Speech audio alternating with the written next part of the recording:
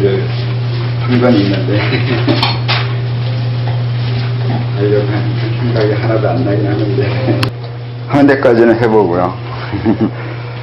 너무 어려운 내용이라 저도 많이 헷갈려요.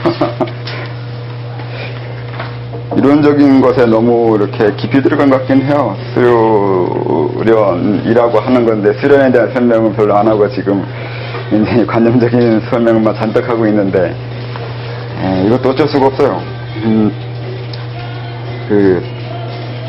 이 수도가 세상을 이해하는 것이고 세상을 이해하는 이유는 자기 자신을 이해하기 위해서라고 생각하는데 그러다 보면 어쩔 수 없이 사고하는 방법이나 사고하는 요령 아니면 세상을 보는 방법 같은 걸 이해해야 돼요. 그렇지 않으면 수련하고서도 자기가 뭘 수련했는지 모르고 또 자기가 하고 싶은 것이 무엇인지 모르거나 수련해서 내가 뭘 해야 되는지 모르는 상황이 되기도 해요. 그래서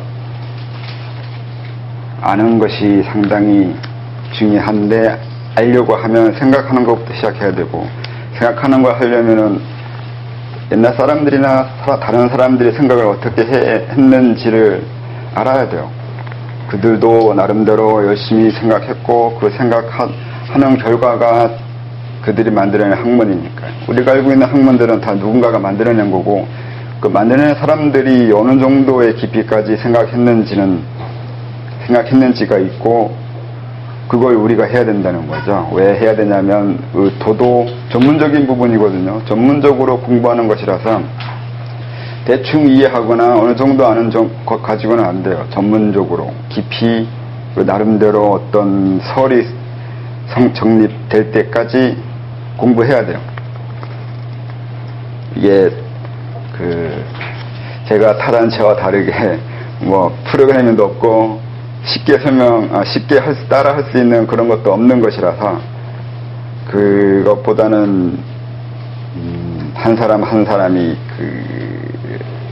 교주까지는 안 가더라도 나름대로 이쪽 분야에서 자기 주장을 할 수 있을 정도의 지적인 성장이 있어야 된다고 생각하기 때문에 조금 어려운 내용이기도 한데 이걸 이렇게 장황하게 설명하고 있는 중이에요.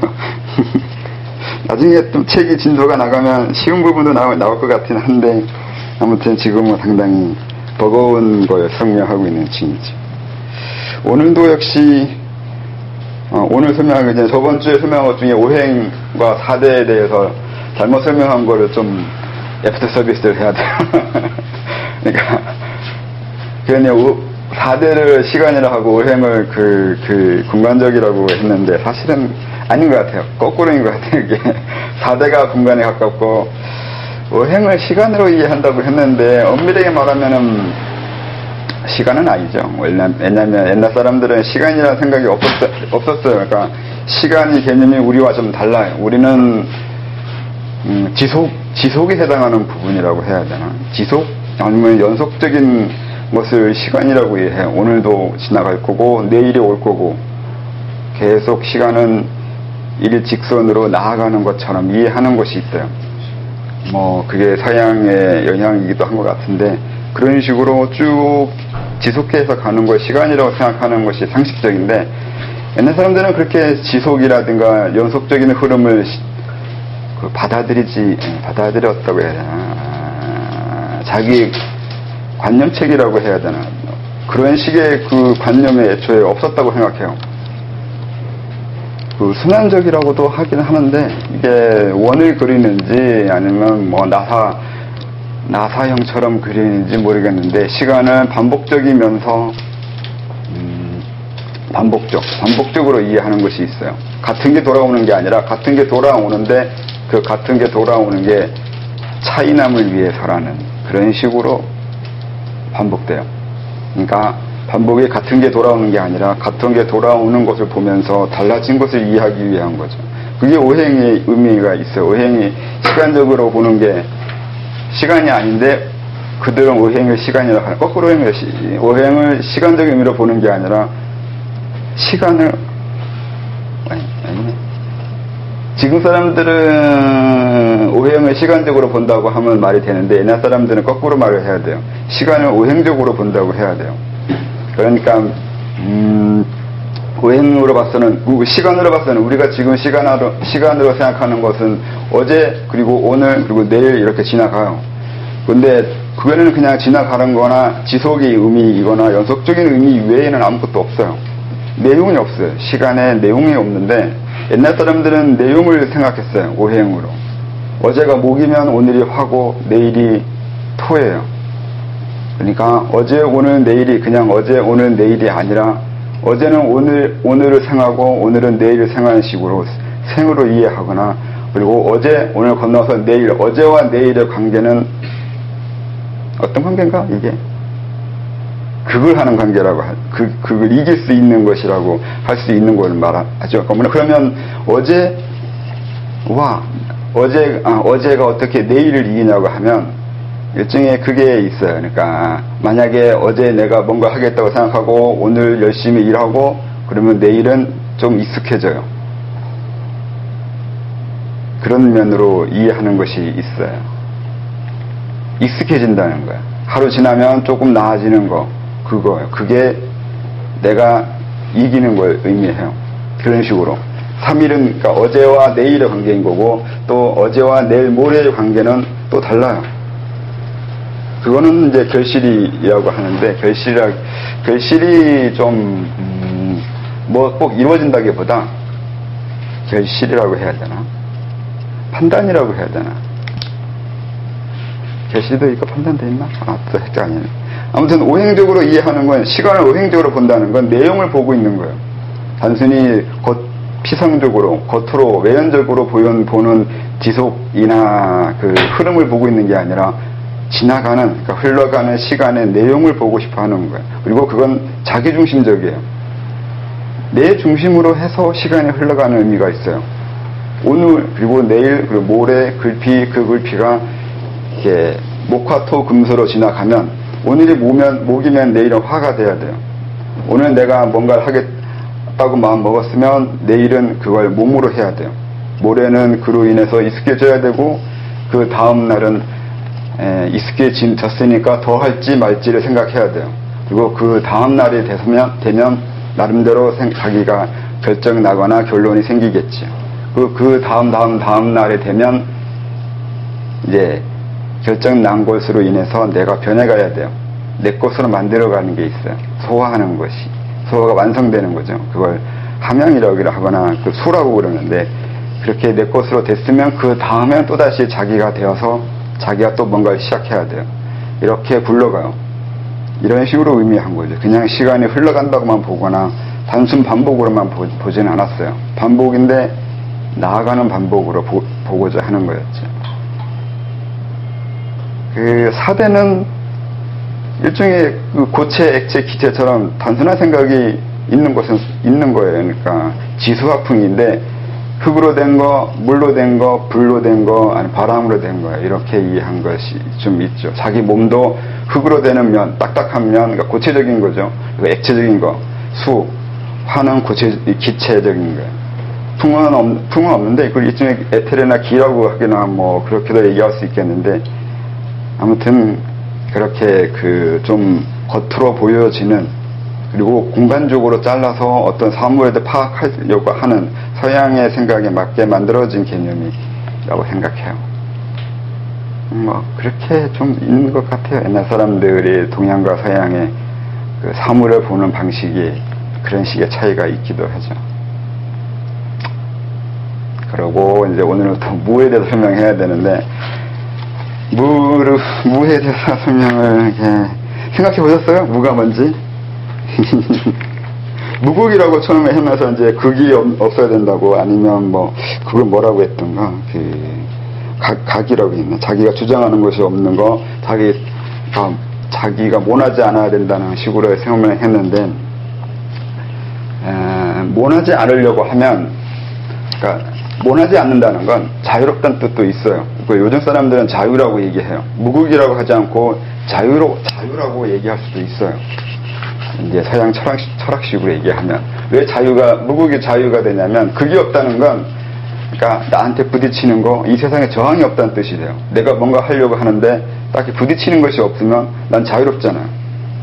무국은 결국 부딪히는 것이 없는 거지. 이 세상에 저항이 없는 거예요. 근데 그 없는 것이 어떤 식이 없는 거냐면, 차르트식으로 얘기하면 이 의자는 내가 앉으려고 할 때는 별 저항이 없는데, 내가 이 의자를 지나가려고 할 때는 이 걸림돌이에요. 그래서 내가 어떤 지금 선택을 하냐에 따라서 이 의자가 나한테 저항을 줄 수도 있고 저항을 안 줄 수도 있어요.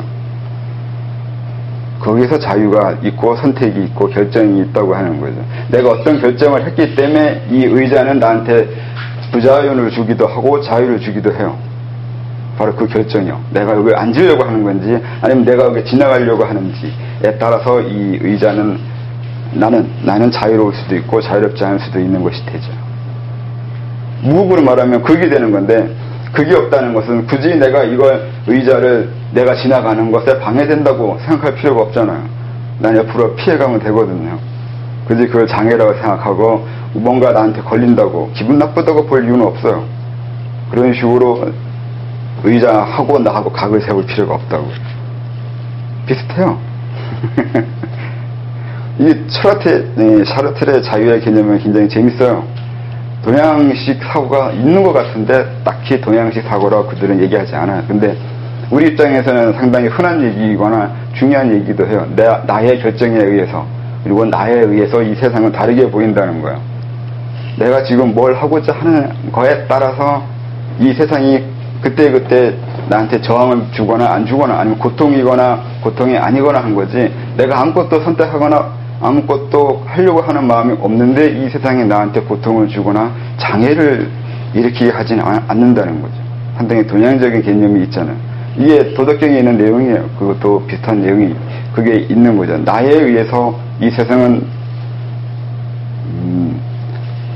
저항, 고통이 되는 거지, 내가 다르게 이해하거나 다르게 보면 그거는 고통이 아니라는 거죠.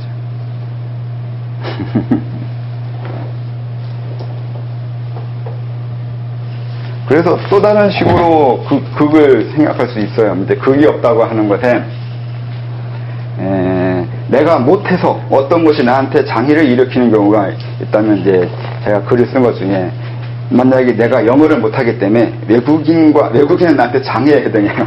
상당히 불편하고 껄쩍하고, 외국 가는 것도 그렇고, 외국 가서 내가 미국을 간다면 영어를 못하기 때문에 불편한 게 많죠. 다 장애잖아요. 근데 내가 영어를 할 줄 알면 오히려 자유롭잖아요. 외국인한테 그들한테 느껴질 부담감과 저항감이 없어지잖아요. 외국을 돌아다닐 수 있는 자유를 얻고요. 그러니까 그게 없다고 할 때 무조건 없애는 걸로, 부정적인 방법으로 무국을 이해하는 게 아니라 긍정적인 방법으로 하는 적극적인 방법으로 무국이 될 수도 있어요. 내가 어떤 기술을 연마하고 내가 어떤 능력을 함양함에 따라서 그로 인해 생기는 저항이나 고통을 상쇄시킬 수 있다고요. 영어를 하거나 기술을 익히고, 아니면 요즘 스펙 쌓는 것도 그런 면이 있긴 한데 부정적인 면도 있죠. 그게 아무튼 그게 내가 어떤 것을 할 수 있는 거에 따라서 무국이 될 수도 있고 안 될 수도 있다고. 이런 식으로 무국을 옛날 사람들은 부정적인 방법으로만 썼는데, 그건 이제 거기까지만 설명한 거고, 사실은 긍정적인 방법으로 무국을 할 수가 있다고요. 그것도 잘 생각해 봐야 돼요. 생각한 건 얘기해 주세요. 네. 무국이 표현기가 할 때, 네. 그게 어려운 건 아니고, 무국이라는 건 한계가 없다는 거잖아요. 무한하다. 근데 무한한 것을, 그러니까 주자가 어쨌든, 세상이 무한하구나 하는 것을 알면, 그래서 안다는 자체가 벌써 그게 있다는 거잖아요. 그래서 근데 그걸 왜 유국이라 안 하고 태극이라 했을까 했을 때, 태극은 왜 태자를 썼나가 이렇게 되는 건데, 태자는 세상이 무한한데 무한한 것을 내가 대자는 겉모습을 보면서 크다고 하는 거고요. 태자는 보이지 않는 면까지 크다고 하는 것이 있는데, 그게 성숙된 면이 있어서 그래요. 태가 그 사람의 개인적인 주체적인 능력을 말하는 거거든요. 태극이라는 게. 그러니까 태극이라 했을 때 무극이냐 태극이냐, 이 세상에 있다고 볼 거냐 없다고 볼 거냐, 그 자체를 본인이 해야 된다고요. 그래서 태극이라고. 유극이라면 그 말 그대로 있다는 얘기밖에 안 되는데 그 다음 단계를 설명을 이제 못하죠. 근데 태극은 그걸 말하는 것이 아니라 개인적인 선택권을 얘기해요. 개인적인 성숙 아니면 성장을 얘기하는 거죠. 그걸 얘기하고 싶어 하는 거죠. 태극은 그런 의미가, 태극 안에 음양이 있는 이유는 태극은 그러니까 나거든요. 내 주체인데 나에 의해서 선택할 때 이게 음이 될 수도 있고 양이 될 수도 있어요. 여기가 햇빛이 안 들어오니까 음지인데 사실은 우리가 이렇게 할 수 있는 면에 봐서는 여기가 양지가 돼요. 어떤 것을 할 수 있는 공간이 돼버렸잖아요. 하늘을 가림으로 해서 우리는 햇빛의 강렬함을 피하면 되잖아요. 오히려 그늘진 곳이 양지예요. 이런 입장에서는. 그래서 주자가 어쨌든 그거를 안다는 거잖아요. 봤다는 거. 네. 그 정도는 상식이죠. 그러니까 상식인데 그게 상표 등록을 했잖아요. 주자가 한 게 아니라 염계가 한 거죠. 그러니까 네. 근데 우리가 배우고 있는 건 그들이 어디까지 생각했는지도 따라가 봐야 된다는 거죠. 그냥 그들이 한 말 가지고 그렇죠. 그것만 가지고 계속 얘기하는데 그런 게 아니라 그들이 사고한 것을 유추해 가면서 우리도 그들이 도달한 그 사고의 끝을 가봐야 된다는 거죠. 그것 때문에 이렇게 설명하고 있다는 거죠. 그럼 현일론에서도 상표 타이틀을 붙인 게 땅인 사람도 그런 주자는 몰라요, 그거. 안 했는데 나는 땅을 그거 본딴 거 아니에요? 모릅니다. 그래서 화가 나.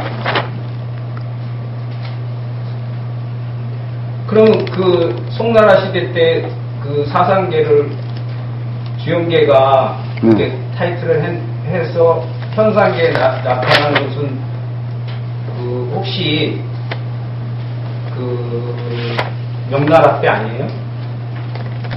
사상계 나타난 거요? 그러니까 주자가 네. 그 소위 말하면 사상적으로 그 성리학을 표방함으로 인해서 그것을 이제 명나라 때 그게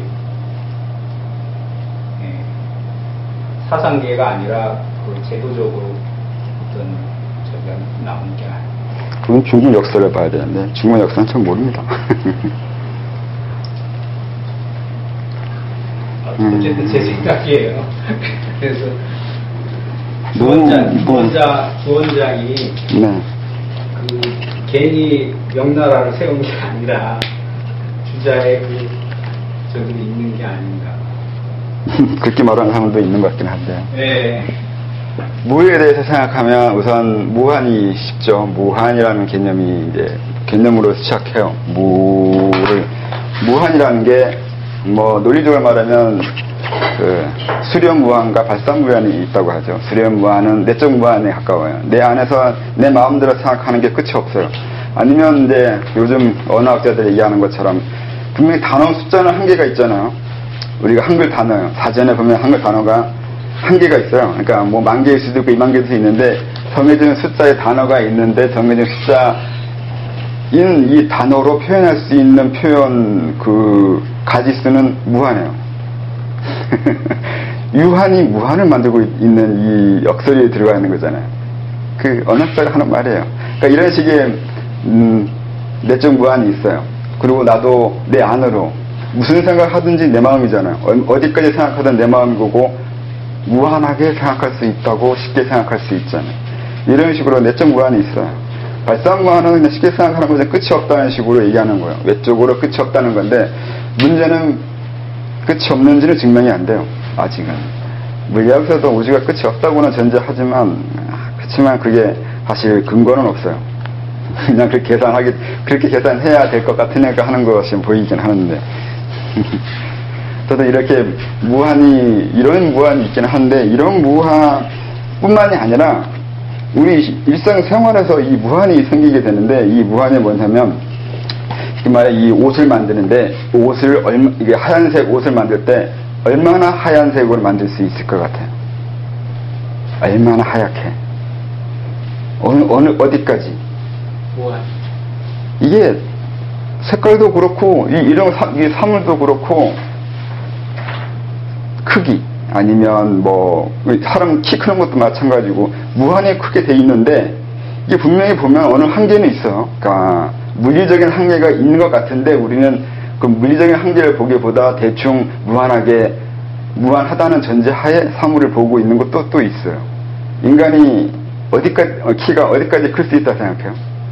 분명히 한계는 있겠죠? 당연히 그렇게 생각하잖아요. 근데 우리는 그때까지 크겠지라고 생각해요. 단순하게, 쉽게.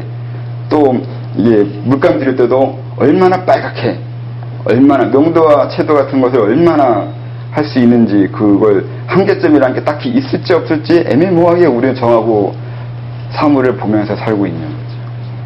얼마나 밝을지, 얼마나 클지, 아니면 얼마나 이렇게 했을 때 대부분은 대충 무한이라는 개념을 머릿속에 집어넣고 아니면 그 근거 하에 사물을 보고 있는 것이 있죠. 그러니까 우리도 이 무한이 일상생활에서 있는 거라서 이 세상 모든 게 다 무한의 근거에 의해서 있다고도 주장하는 게 있어요. 얼마나 높이 빌딩을 쌓을 수 있을지요. 인간의 기술만큼이거나 능력만큼이라고 대충 생각하겠지만 딱히 그것만큼인 건지 아닌지 잘 모르지만 조금 더 높이 이렇게 생각하게 되잖아요.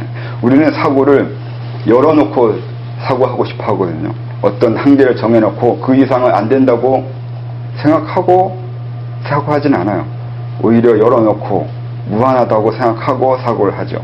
현실적으로 물리적으로 불가능하다 뻔히 알지만 그래도 무한할 거라는 생각에 의해서 그런 바램을 가지고 사고를 하죠. 그런 식의 무한도 있어요. 사고하기 위해서 필요한 무한.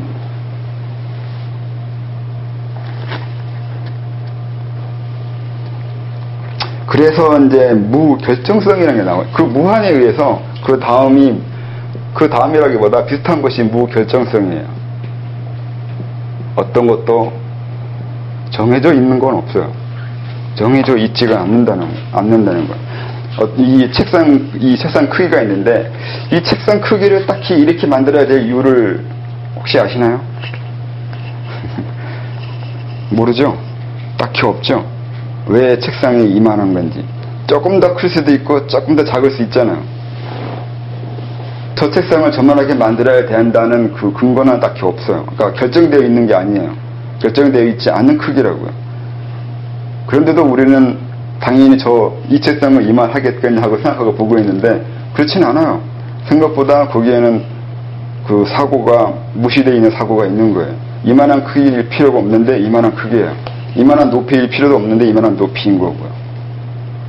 색깔도 그렇고 뭐도 그렇고 다 결정되어 있지 않은데 우리는 결정되어 있는 것처럼 사물을 보기도 하죠. 아까 무한과 거꾸로예요. 분명히 사물에 한계가 있는 것처럼 보이는데 우리는 무한하게 생각하고 싶어 하고 어떤 것도 결정되어 있지 않은데 결정되어 있는 것처럼 보이려고 또 해요. 이런 식으로 사고하는 게 있어요. 사람들이. 이게 결정되어 있지 않다는 거. 예가 있잖아요. 인의 예지할 때 예라는 게 순서나 정도. 중요한 게 순서하고 정도예요. 예라는 거. 순서와 정도가 뭐냐면 내가 어떤 사람을 만났어요. 오늘 만났는데 내가 이 사람하고 인사를 어디까지 해야 되냐고. 그냥 안녕하세요만 인사해야 되는지 악수도 해야 되나? 눈도 마주쳐야 되나? 그 다음에 미소도 띄어야 되나? 그리고 또 안녕하세요란 말을 웃으면서 해줘야 되나? 안녕하세요의 이 톤을 어떻게 해야 되냐고. 이거 생각하다 보면 끝이 없어요. 결정되어 있지 않잖아요. 딱히 안녕하세요를 어느 정도의 톤으로 해야 된다는 게 결정되어 있는 것도 아니고 또 안녕하세요라고 해야 된다고 해서 결정되어 있지 않아요. 인사도 마찬가지로 고개 숙이는 것도 어디까지 숙여야 되는 건지도 결정되어 있지 않은데 많은 것들은 결정되어 있지 않아요. 근데 그걸 결정하고 정해놓는 거예요. 그게 예예요. 어디까지 하고 어떻게 해야 되는지를 정해놓잖아요. 순서도 정해놓고 순서도 굳이 그 순서여야 되는 이유는 없잖아요.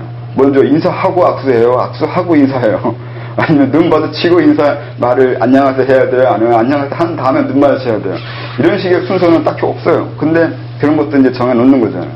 정도도 정해놓고 순서도 정해놓고 이런 식의 정해놓는 거. 이게 예가 돼요. 근데 무결정이잖아요. 정해져 있지 않잖아요. 정해져 있지 않는데 정해져 있지 않는 것을 정해놓고 있는 거예요. 그걸 알면 이제 얘가 답답해지기 시작하죠. 딱히 그럴 필요도 없는데 그걸 강요하잖아요. 그렇게 해야 된다고요.